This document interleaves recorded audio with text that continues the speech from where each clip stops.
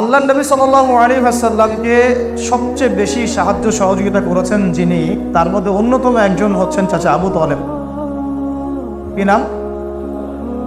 তার বাবা ইন্তেকাল করেছেন জন্মের আগে, এতিম অবস্থায় বড় হয়েছেন। এই জন্য এতিমদের সাথে আল্লাহ পাকের সরাসরি সম্পর্ক থাকে, কারণ তাদেরকে সবাই গ্রহণ করতে চায় না। তারা সমাজে একাকিত্ব অনুভব করে, তারা বিভিন্ন দরজা থেকে ধাক্কা খায়, পরে আল্লাহ পাক তাদেরকে রহমতের কোলে উঠায় না। যদি সে আল্লাহর অনুগত হয়, যদি সে আল্লাহর কি হয়, অনুগত হয়। আল্লাহ পাক নবী মুহাম্মদ সাল্লাল্লাহু আলাইহি ওয়াসাল্লামকে মনের কষ্টের সময় বলেছেন, আলাম ইয়াজিদকা ইয়াতীমান ফাআওয়া, আমি কি তোমাকে এতিম অবস্থায় পাই নাই? আমি কি তোমাকে এতিম অবস্থায় পাইনি? তারপরে কি তোমাকে আমি প্রতিপালন করিনি? ওয়াজাদাকা দাল্লান ফাহাদা ওয়াজাদাকা আইলান ফাআগনা। শেষে আল্লাহ সূরা শেষে কি বলেছেন? ফাম্মাল ইয়াতীমা ফালা তাকহার, তুমি এতিম অবস্থায় ছিলে, আমি তোমার উপর এগুলো নিয়ামত দিয়েছি, অতএব তুমি এতিমদের প্রতি আর কঠোর হয়েও না। তুমি এতিমদের প্রতি কি হয় না, কঠোর হয়েও না। ওয়াম্মাস সাইলা ফালা তানহার, কেউ যদি হাত পাতে চায় হাতটাকে খালি ফিরায় দিও না। আল্লাহ নবী কারো হাত খালি ফিরাই দিয়েছেন কখনো? কোনোদিনও না। যেদিন ঘরে একটু খাবার ছিল না, স্ত্রীদের সমস্ত ঘর খুঁজে খুঁজে একটা খেজুরের টুকরা পাওয়া গেল না, তখন তিনি বলেছিলেন যে আমার একজন মেহমান আছে, কে তার মেহমানদারি করে দেবে? আমাদের নবী সাল্লাল্লাহু আলাইহি ওয়াসাল্লামের 7 জন 8 জন 9 জন স্ত্রীর ঘর খুঁজে একটা খেজুর পাওয়া গেল না। এরকম স্ত্রী আপনাদের ঘরে আছে? এই যুগে সম্ভব? সারা দুনিয়া দিয়ে দিলেও বলবে কিছুই দাও নাই, ইল্লা মাশাআল্লাহ, ইল্লা মাশাআল্লাহ, ইল্লা মাশাআল্লাহ। আমাদের নবীজিদের ঘর দেখেন কি অবস্থা। এই যুগে সম্ভব? আমাদের মেয়েদেরকে বেশি বেশি ওয়াজ করতে হবে, মেয়েদের মধ্যে দাওয়াতি কাজ বাড়াতে হবে, মেয়েদেরকে দিয়ে মেয়েদের মধ্যে দাওয়াতি কাজ করতে হবে। এদের আকীদা, এদের আমল, এদের স্বভাব, এদের আখলাক দিন দিন এত খারাপ হয়ে গেছে, প্রত্যেকটা ঘরের সাক্ষী, এক একটা ঘরের সাক্ষী। বেশি বলতে যাচ্ছে না, তবে আল্লাহ পাকের রহমতে অনেক দিনই বোন আছেন যারা দিনের পথে ফিরে আসছেন। ভিতর থেকে দিন প্রতিষ্ঠা করা নিজের মধ্যে, আর দিনের বাহ্যিক লেবাস পোশাক এক জিনিস না। নবী এই ইতিম নবী সাল্লাল্লাহু আলাইহি ওয়াসাল্লামের মা ইন্তেকাল করেছেন 6 বছর বয়স, ইতিমের উপর ইতিম। তারপরে দাদা আব্দুল মুত্তালিব তাকে লালন পালন করা শুরু করলেন, তাকে পাশে বসাতেন, বলতেন আমার এই বংশধর একদিন অনেক বড় নেতা হবে, আত্মবিশ্বাস দিতেন। তার নাম রেখেছেন মুহাম্মদ, মানে অত্যন্ত প্রশংসিত। তখন আরবের মধ্যে এই নাম কারোই ছিল না। এরপরে তার ইন্তেকাল হলো যখন নবী সাল্লাল্লাহু আলাইহি ওয়াসাল্লামের বয়স 8 বছর। এই 8 বছর বয়সের পর থেকে বলা যায় 50 বছর পর্যন্ত নবী সাল্লাল্লাহু আলাইহি ওয়াসাল্লাম চাচা আবু তালেবের তত্ত্বাবধানে ছিলেন। চাচা আবু তালেব জানতেন শিশু এতিম মুহাম্মদ সে যেন কোনো কষ্ট না পায়, এবং তিনি খুব লাজুক ছিলেন সাল্লাল্লাহু আলাইহি ওয়াসাল্লাম। চাইতেন না যেটা খাবার সামনে আসতো খেয়ে নিতেন। পারিবারিক বিষয়গুলো বুঝতে পারছেন? তখন তার চাচি, তার নাম ছিল ফাতিমা, আবু তালেবের স্ত্রীর নাম কি? ফাতিমা। ওই নামে তিনি তার মেয়ের নাম রেখেছেন ফাতিমা রাদিয়াল্লাহু আনহা।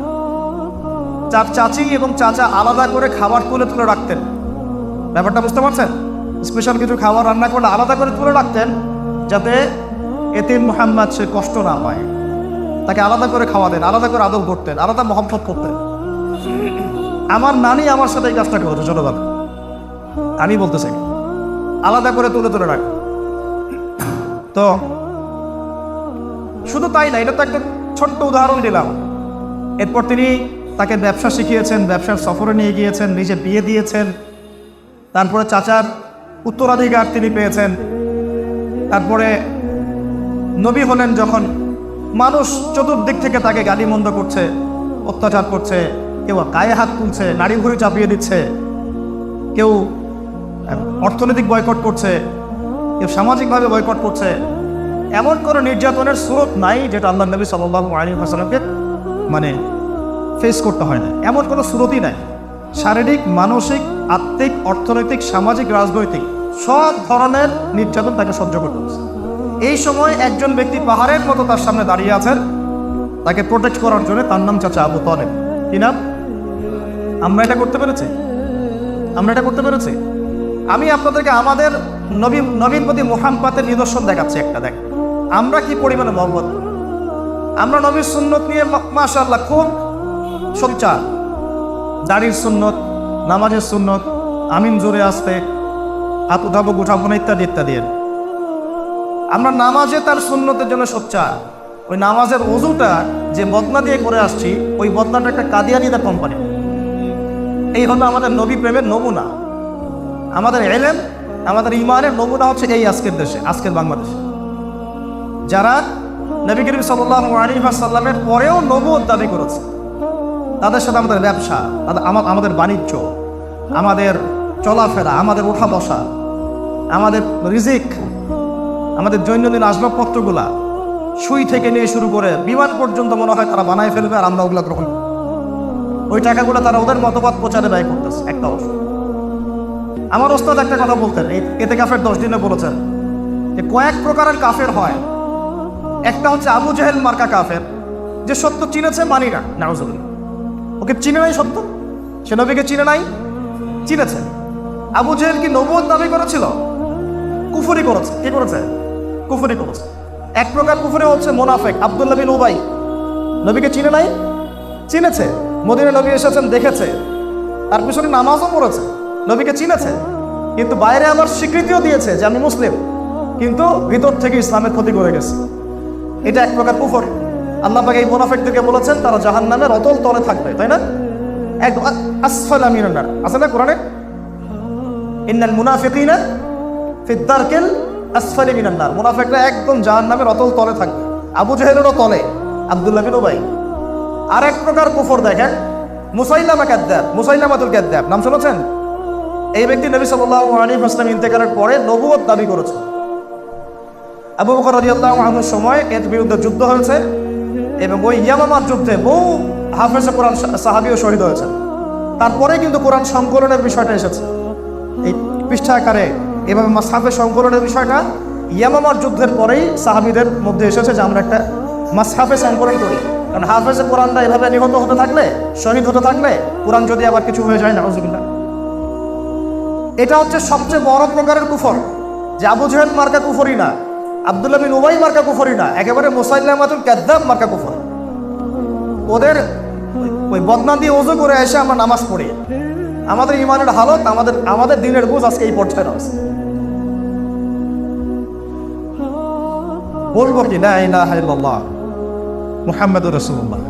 কি বলবো সাল্লাল্লাহু আলাইহি ওয়াসাল্লাম? তো চাচা আবু তালেব এইভাবে তাকে রক্ষা করার পরেও শেষমেশ কি হয়েছে শুনেন। চাচা আবু তালেব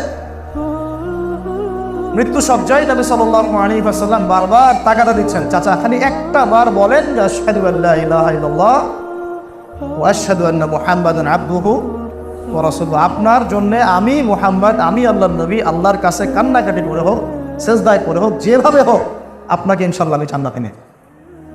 খালি একটা বার কি করেন? একটা বার বলেন। চারপাশে আবু জেহেল, আবু লাহাব, উতবা, সাহেবা সবাই, তুমি কি আব্দুল মুত্তালিবের দিন ছেড়ে দিবা? এতদিন আব্দুল মুত্তালিবের দিনের উপর আছো, আজকে ছেড়ে দিবা? শেষমেশ চাচা আবু তালেব, আব্দুল মুত্তালিব তার দিনের উপরেই ইন্তেকাল করলেন। নাউজুবিল্লাহ। নবী করিম সাল্লাল্লাহু আলাইহি ওয়াসাল্লামকে সাহাবীরা জিজ্ঞাসা করলেন, এত সাপোর্ট আপনাকে করেছেন চাচা আবু তালেব, এত সহযোগিতা আমাদের কল্পনার বাইরে, আমাদের চিন্তারই বাইরে। যারা সিরাত পড়ে নাই, সিরাতুন নবী সাল্লাল্লাহু আলাইহি ওয়াসাল্লাম জীবনে একদিনও পড়ে নাই, তারা বুঝতে পারবে না। যারা বাসায় একটাবার অন্তত সিরাতের কিতাব পড়েছেন, রাহিবুল মাখতুম হোক, রাহমাতুল লিল আলামিন হোক, যে কোনো সিরাতের কিতাব, তারা বুঝবেন আবু তালেবের কি ভূমিকা ছিল। আমার তো মনে হয় পুরো মুসলিম বিশ্বের এখন সেই ভূমিকা নেয়। একা চাচা আবু তালেবের যে ভূমিকা ছিল, শেষমেশ তিনি কালিমা পড়তে পারলেন না। সাহাবীরা প্রশ্ন করেন, নবীজি বলছেন আমার কারণেই আমার চাচাকে জাহান্নামের উঁচু একটা জায়গায় রাখা হবে, যেখানে তার পায়ের এই যে আমরা নলা বলি, এই পর্যন্ত আগুনে পুড়তে থাকবে, নাউজুবিল্লাহ। এবং আগুনের একটা জুতা পরিয়ে দেওয়া হবে, এতেই তার মাথার মগজ টকবক করে ফুটতে থাকবে, নাউজুবিল্লাহ। লা হাওলা ওয়ালা কুওয়াতা ইল্লা বিল্লাহিল আলিয়্যিল